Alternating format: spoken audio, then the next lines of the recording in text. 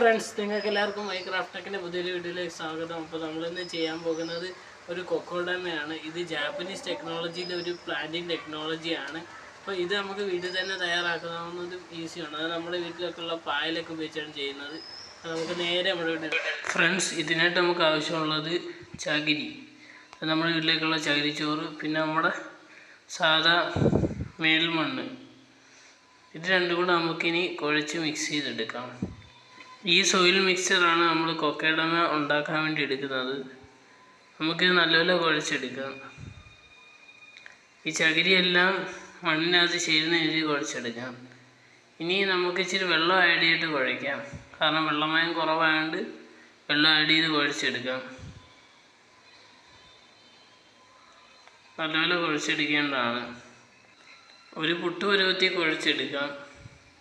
അതിനുശേഷം നമുക്കത് ഇതേപോലെ മതിലിൻ്റെ സൈഡുകളിലൊക്കെ പായൽ കാണും. ആ പായൽ പാട പോലെ ഇളക്കിയെടുക്കാം. അങ്ങനെ ഇളക്കിയെടുത്താണ് ഈ പായൽ. നമുക്ക് ഇതേപോലെ പായലുകളെല്ലാം ഇളക്കിയെടുത്ത് സെറ്റാക്കി എടുക്കാം. അതിനുശേഷം നമ്മൾ നേരത്തെ ഉണ്ടാക്കി വെച്ച പുട്ട് പരുവത്തിൽ നിന്നും ഒരു ഉരുള നമുക്ക് ഇങ്ങോട്ട് എടുക്കാം. ആ ഉരുള നമുക്ക് കറുത്ത് റൗണ്ടായി ഉരുട്ടിയെടുക്കാം. കറുത്ത് റൗണ്ടായി ഉരുട്ടിയെടുക്കാം. ആ റൗണ്ട് ഉരുട്ടിയതിന് ശേഷം നമുക്ക് നടുക്കുന്ന പിളർന്നിട്ട് നമുക്ക് ഇഷ്ടമുള്ളൊരു ചെടി, അതായത് നമുക്ക് വേരുള്ള ചെടി വെക്കാം, അല്ലെങ്കിൽ തന്നെ ഇരുന്ന് വേരാവുന്ന ചെടി വെക്കാം. അത് വെച്ച് നമുക്ക് പൊതിഞ്ഞെടുക്കാം. ഫുള്ളായിട്ട് ആ മണ്ണ് മൊത്തം സീലാവുന്ന രീതിയിൽ പൊതിഞ്ഞെടുക്കാം.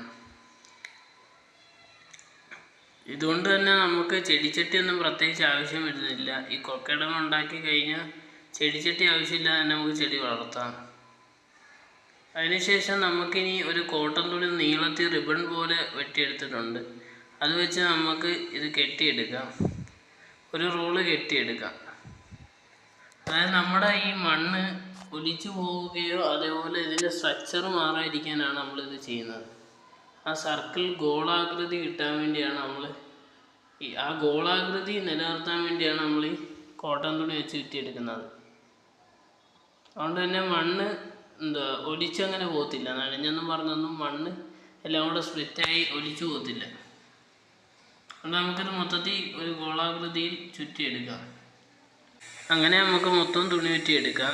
ഇങ്ങനെ തുണി ചുറ്റിയെടുക്കുന്നതുകൊണ്ട് തന്നെ നമ്മൾ ഒഴിച്ചു കൊടുക്കുന്ന വെള്ളം ഇത് കുറേ നാൾ പിടിച്ച് നിർത്തും. അതുകൊണ്ട് ആഴ്ച ഒരിക്കലൊക്കെ വെള്ളം ഒഴിച്ചാൽ മതി. ഇനി നമുക്ക് ഒരു നൂലെടുത്തതിന് ശേഷം പച്ച നൂലെടുത്ത് ഇത് മൊത്തം നമ്മൾ ഈ തുണി ഇനി ഇളകിപ്പോകാതിരിക്കാൻ വേണ്ടി മൊത്തം ചുറ്റി ഒന്നെടുക്കാം. അത് കുറച്ച് ചുറ്റിയെടുക്കാം. കട്ടിക്ക് ഒരുപാട് ചുറ്റണ്ട, എന്നാലും ഒരു മീഡിയം ലെവലിൽ ചുറ്റിയെടുക്കാം.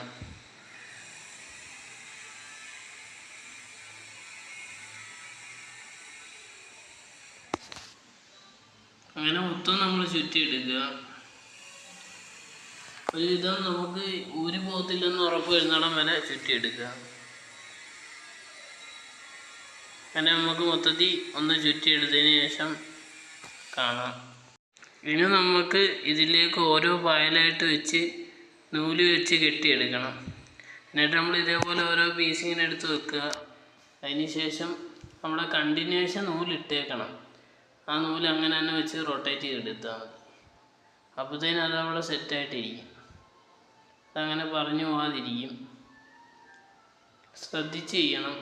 ശ്രദ്ധിച്ച് ചെയ്യേണ്ടതാണ്. എന്നാൽ ടൈറ്റായിട്ടിരിക്കുകയും വേണം. ഒരുപാട് ടൈറ്റായ പാല് പൊട്ടിപ്പോവുകയും ചെയ്യും. അതങ്ങനെ ശ്രദ്ധിച്ച് ചെയ്യുക.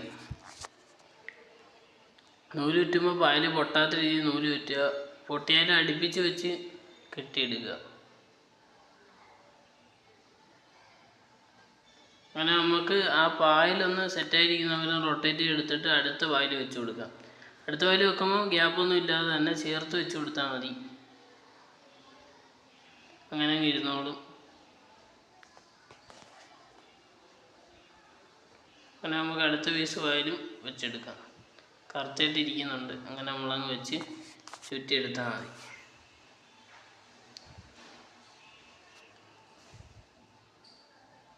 പച്ച നൂലാണെങ്കിൽ നമ്മൾ പായലിന് മണ്ടയ്ക്ക് ഇരിക്കുന്ന നൂലിൻ്റെ കാര്യം അറിയത്തില്ല. അതുകൊണ്ട് പച്ച നൂലായിരിക്കും കുറച്ചുകൂടെ നല്ലത്. ഇനി നമ്മൾ ഒരെണ്ണം സെറ്റ് ചെയ്തെടുത്തിട്ടുണ്ട്. നമ്മളങ്ങനെ വീണ്ടും ഒരെണ്ണം കൂടെ സെറ്റ് ചെയ്യാൻ വേണ്ടി നമ്മളിങ്ങനെ തുണി ചുറ്റി എടുത്തിട്ടുണ്ട്. നമുക്ക് രണ്ടും സെറ്റ് ചെയ്തെടുക്കാം.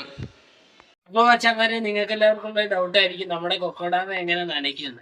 അപ്പോൾ നമ്മൾ എല്ലാ ആഴ്ച ഒരു ദിവസമൊക്കെ നമ്മൾ ഈ കൊക്കോഡാമ നനയ്ക്കണം. കാരണം നമ്മൾ അല്ലെങ്കിൽ എന്നും നനയ്ക്കേണ്ട കാര്യമില്ല. കാരണം അതിനകത്ത് കോട്ടൺ തുണിയാണ്. പിന്നെ നമ്മൾ നനയ്ക്കുമ്പോൾ ഇതേപോലെ സ്പ്രേയർ ഉപയോഗിച്ച് ഇങ്ങനെ സ്പ്രേ ചെയ്ത് കൊടുത്താൽ മതി. ഇങ്ങനെ വെള്ളം സ്പ്രേ ചെയ്ത് കൊടുത്താൽ മതി. അല്ലെങ്കിൽ നിങ്ങൾക്ക് ഇത് വെള്ളത്തിലേക്ക് 10 സെക്കൻഡ് മുക്കി വെക്കാം. അത് മുക്കി എടുത്തിട്ട് നമ്മൾ എവിടെയാണെന്ന് വെച്ചാൽ വെക്കുന്ന അവിടെ കൊണ്ട് വെച്ചിരുന്നാലും മതി.